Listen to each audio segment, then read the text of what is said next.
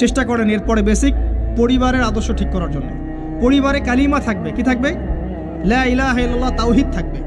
পরিবারের সুন্নত থাকবে, পরিবারে তালিম থাকবে, পরিবারের মধ্যে পর্দা থাকবে। এবং এগুলো বাস্তবায়নের চেষ্টা আমরা করব। যদি এরপরে পরিবারবর্গ না শোনে, আপনি আসহাবুল কাহাফ হয়ে যান।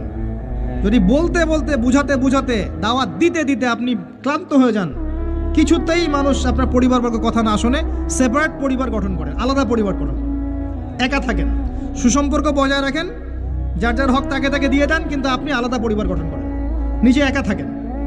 আমরা অনেকে মনে করি যে আলাদা হয়ে যাওয়াটা খারাপ।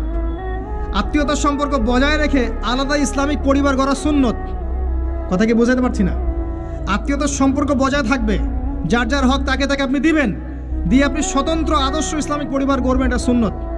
কারণ একটা বড় পরিবার যেখানে আপনি দিন পালন করতে পারছেন না, পর্দা নাই, হালাল রিজিক নাই, আপনার আত্মনির্ভরশীলতা নাই, আপনার মতামতের কোনো মূল্য নাই, ইসলাম আপনি পালন করতে চান, বাধা দেওয়া হয়, আপনি আলাদা হয়ে যান, আলাদা স্বতন্ত্র পরিবার গঠন করেন দিনের জন্য, এবং আদর্শ স্ত্রীকে বিয়ে করেন, আদর্শ সন্তান মানুষ করেন। দেখবেন আগামীতে ইনশাল্লাহ পরিবারটা ভালো ফলাফল বয়ে আনবে ইনশাল্লাহ। কিছু করার নাই, ইসলামের জন্য আমাকে স্বার্থপর হতে হবে। ইসলামের জন্য স্বার্থপরতার সুযোগ আছে। যখন দাওয়াত দিতে দিতে বোঝাতে বোঝাতে মানুষ একবারে ক্লান্ত হয়ে যায়, তখন নূহ আলাইহিস সালাম পর্যন্ত বলেছেন, রব্বি আন্নী মাগলুবুন ফান্তাসির, আল্লাহ আমি পরাজিত হয়ে গেছি, আমাকে সাহায্য করো। আল্লাহ পাক প্লাবন নামিয়ে দিয়ে সবাইকে ধ্বংস করে দিয়েছে। লূত আলাইহিস সালাম শেষমেশ তার স্ত্রীকে ছেড়ে চলে গেলেন।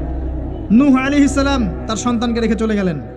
মুহাম্মদ সাল্লাল্লাহু আলাইহি ওয়াসাল্লাম তার চাচাদেরকে রেখেই চলে গেলেন, মদিনায় হিজরত করলেন।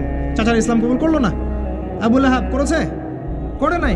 ইভেন আবু তালেব, যিনি দীর্ঘদিন নবী সাল্লাল্লাহু আলাইহি ওয়াসাল্লামকে সাপোর্ট দিয়েছেন, সর্বশেষে গিয়ে কালিমা পড়তে বলেছেন নবী সাল্লাল্লাহু আলাইহি ওয়াসাল্লাম, তিনি কালিমা পড়েন নাই, বলেছেন আমি আব্দুল মুত্তালিবের ধর্মের উপরেই থাকলাম।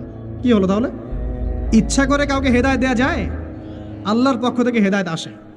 আসহাবুল কাহফ সমাজে টিকতে পারলেন না, গুহায় চলে গেলেন। আল্লাহ পাক 309 বছর ঘুম পাড়িয়ে রাখলেন, আবার জীবিত করলেন। তারা কি জান্নাতি নন? ইব্রাহিম আলাইহিস সালাম বাবাকে এত নসিহত করলেন, বাবা বলল বের হ বাসা থেকে, নাহলে মাথা ফাটিয়ে দেবো রজম করে একবার। উনি চলে গেলেন, সাথে একজন তার স্ত্রী সারা আলাইহিস সালাম, তাকে নিয়ে চলে গেলেন প্যালেস্টাইন। এই